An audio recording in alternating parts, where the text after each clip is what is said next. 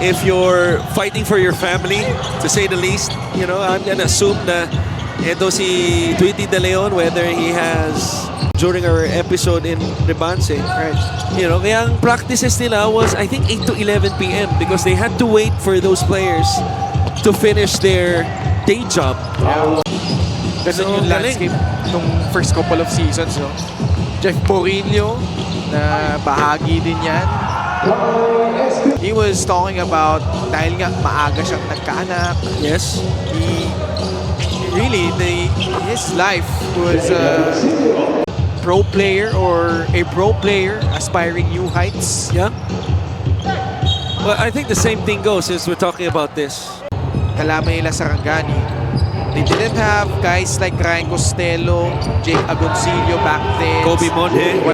And how is he advising? What is he saying to the players?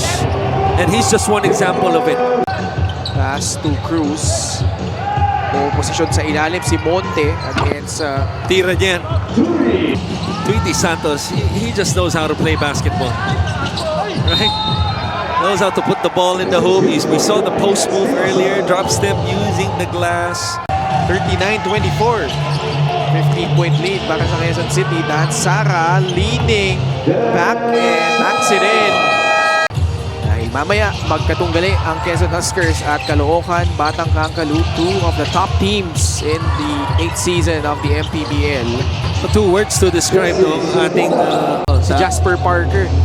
yeah, former FEU Tamaraw. Right. I think played 1 or 2 seasons.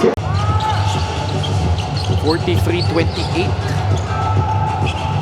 It's Jok, no? Jump shot to. Ganda jump shot to batang to. Oo. Republico surveying the floor. Pass to Joshua Roque. Good pass.